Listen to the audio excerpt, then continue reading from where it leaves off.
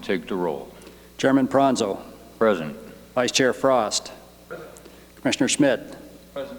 Commissioner Simmons, I have not heard from him. I presume he may still make it. Commissioner Prow has contacted us and will be absent tonight.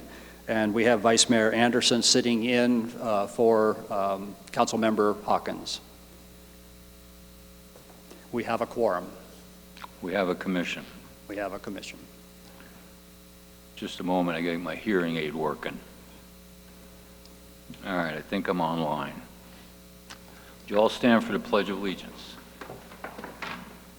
I pledge allegiance to the flag of the United States of America and to the republic for which it stands, one nation, under God, indivisible, with liberty and justice for all.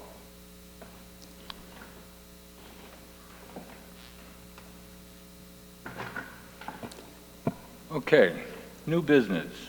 PZID 1901. We have the minutes first. Oh, Item number 4. I'm sorry. Dinner's waiting and I want to get to it. All right, discussion, approval, disapproval of minutes of the regular meeting conducted on March 7th and on May 16th.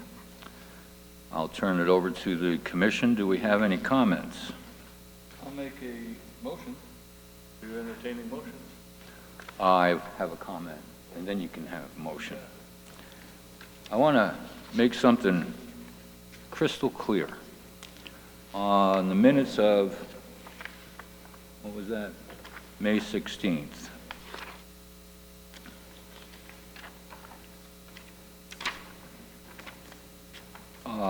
In the body of the minutes, if you will, before you get to the public hearing, the last paragraph says, Chairman Pranzo asked if this will be presented to council in tandem with Planning and Zoning Commission's work.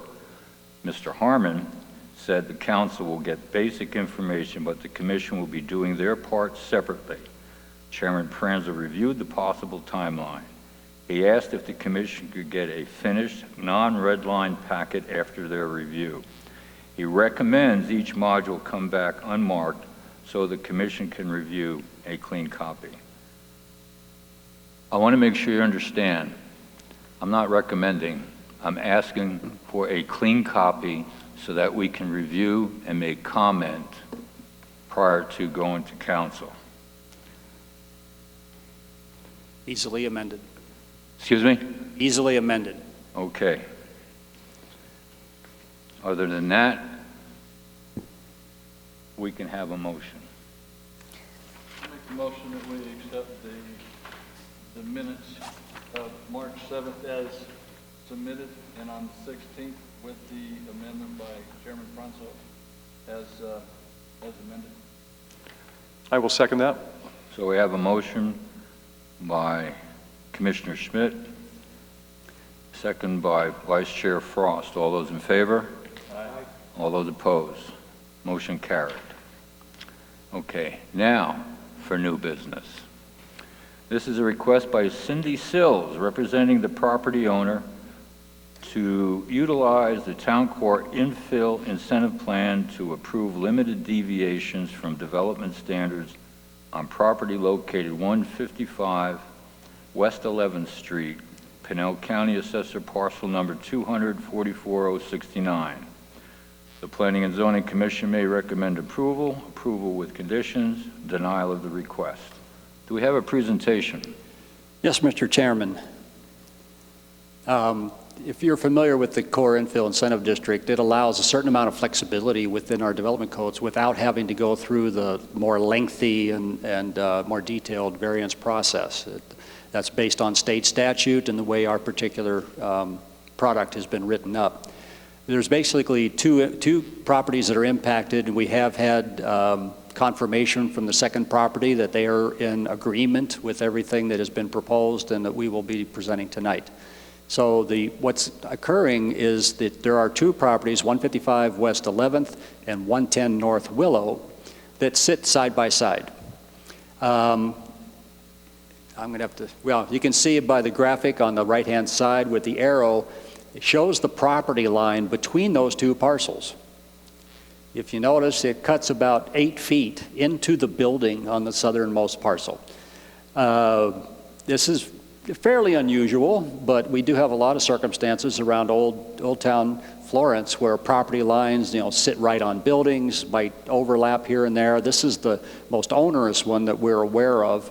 But so what was being presented, or what's being proposed, is ability to shift the property line, and the one owner would deed over real property and combine it to the existing lot in order that both parcels or both buildings would sit on individual parcels and therefore allow for the marketing of both of them. Now, the 155 West 11th is not currently being considered for sale or anything like that, but the 110 Willow is. It's been on the market, and that's been the major hang-up of anybody buying it that we're aware of at this point. So basically what would happen is the 55 West 11th would give up some property to the 110 Willow. It would reduce the total lot width from 75 feet to 57.67 feet. This is based on a survey. Reduction of the front yard setback. There's an existing condition where that particular house sits up very close to the right-of-way on 11th Street and in excess of what the normal setback would be. So this is an opportunity to declare that property as a conforming property in case they would want to do future additions or anything to that. The 110 Willow would be, normally it's an R2 zone, would be required a 12-yard side setback, which is right now minus about 8 feet, or 11 feet rather, because of it sitting on the adjacent property. So in order to move, we will move the property line in a manner that would put it on its own property, but instead of trying to force the full 12-foot setback, which the 55 West 11th is reluctant to give up that much property for a lot of reasons, is to allow them a reduction to 6 foot on the side yard. Now, what it does, it puts the property and that stairwell that's on the north side all on its own property. It does mean that in order to improve the building, that they would have to do some type of a fire protection along that stairwell. If they do indeed keep it, they may or may not. That is yet to be determined. So what it ends up looking like is you can see the new property line near the top of the graphic that I just put up. That's a piece out of the survey that has been conducted on the property that adjusts the property up. I think, let me stand to the podium quickly. Get my cursor. This is the property line, excuse me. This is the property line right through here where it currently exists. It would be moved to this location where, if you were to see it in the field, there's an existing fence along that. So that's where the property line will move to.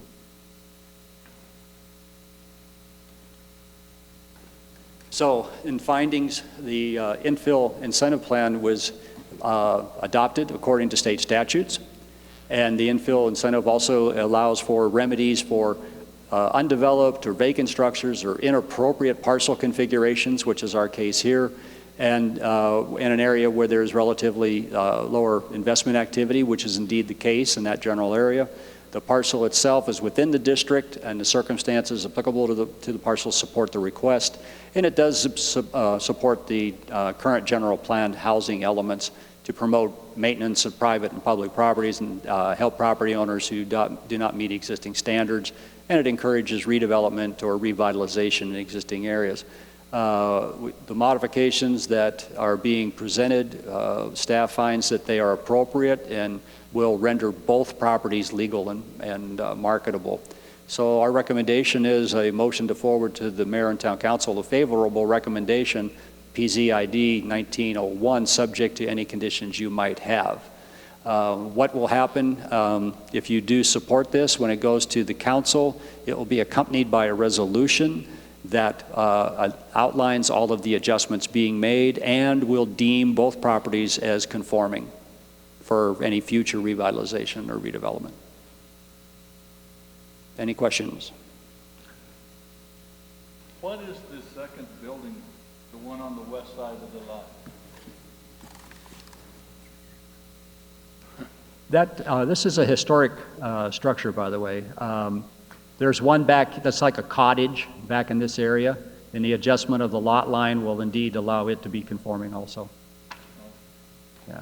And Right now, this is a fourplex. It used to be a single-family residence. Over the years, it's been divided up into 2 downstairs apartments, 2 upstairs apartments. And it was done a long time ago. And there are a lot of difficulties with the wiring in the building, and a lot of different things need to be fixed. But until it sits on its own parcel, it's really not a building that anybody's going to be interested in buying.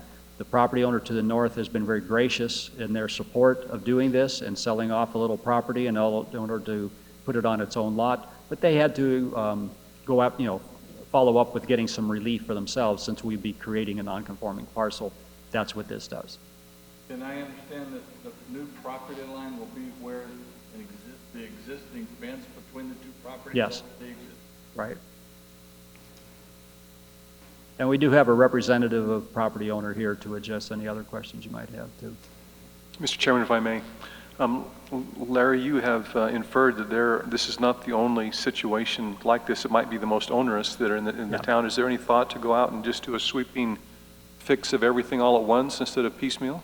Well, there's a possibility of doing that, but that would mean a lot of research, because we'd have to go into every parcel throughout the whole downtown one at a time, and do a inventory on them as to where there's any problems with setbacks and things like that.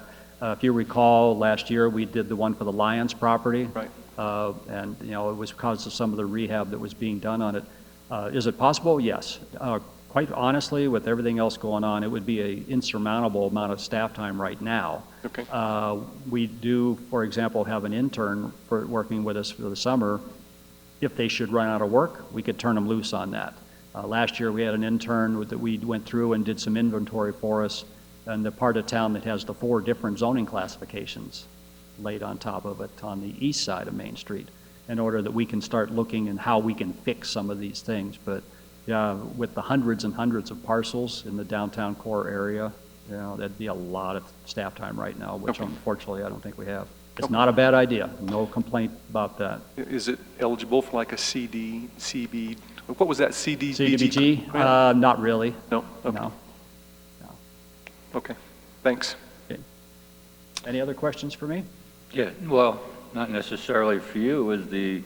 I take it SCT Investment Properties is the ones that need to have this property line moved. Yes. Are they here representing themselves? They are not here this evening. They are out of town. We do have correspondence from them that say they are in full support of this, and that the applicant for the northern property can speak on their behalf. Well, I don't want to address the applicant in this fashion of the north property. I got a ton of heartburn with this. It's not so much moving the property line. The building is very interesting, and if you were to stand there and look at it, looking west, and look what it was originally as a single-family home, and then turn around 180, you'll see that it was modeled off of the Pinell County Courthouse. So the building has architectural significance in that fashion. My heartburn comes from the condition of the property. I'm not talking about the building. The property is overgrown, it's full of garbage. Infill incentive is just that, infill incentive. This property, in its condition, takes away from the value of the surrounding properties. The owner of this property, in my opinion, insults the people of Florence to think that they can make an investment, walk away, and leave it in that condition. So on that note, I'm going to move for a favorable recommendation with the condition that that property is landscaped and void of all garbage prior to presentation to the town council. Do I have a second? We include garbage, trash, and weeds. If you want to amend it, amend it. I would like to amend his motion to include the garbage, trash, and weeds. I need a second to that. I'll amend his. He amended mine, so we need a second. I'll second. All those in favor? Oh, let me just back up for a moment. We have a motion by Chairman Pranzo, amended by Commissioner Schmidt, second by Vice Chair Frost. All those in favor? Aye. All those opposed? Motion carried. Thank you. Moving along, presentations, future agenda items, information only. Do we have anything, Mr. Harmon? We do. Let's see, your next meeting will be the 20th of June, and we do have 2 zoning cases on it. One will be for a piece of property that fronts on 79B, south of the intersection with 287. That's a rezoning from a residential to B2, highway business. And then there will be an item that we've been working on for a while with the HOA for Caliente RV Park up in the Five Parks area. There's been a lot of discussions. The council has met in work session with them. I believe that you're somewhat familiar with this also, where there's been issues regarding setbacks for RVs and park models and all those types of things. That's all been formalized. Their board has finally approved it, so we'll be bringing that forward for public hearing. Mr. Allen's good work. I'm sorry? That Mr. Allen's good work? Correct. Yes. So those 2 items will be coming forth on the 20th. Great. Is that it? That's it. Okay. Call it a public. Call it a public for public comment on issues within the jurisdiction of the Planning and Zoning Commission. Individual commission members may respond to criticisms made, may ask staff to review a matter raised, or may ask that the matter be put on a future agenda. However, members of the commission shall not discuss or take action on any matter during an open call to the public unless the matters are properly noticed for discussion and legal action. Do we have any public comments? I will close call to the public. Call to the commission. Current events only. Gentlemen, nope. I'll close call to the commission. May I have a motion to adjourn? I'll move we adjourn. Don't anybody be standing at the door. We have a motion by Commissioner Schmidt, second by Vice Chair Frost. All those in favor? Aye. All those opposed? We are adjourned.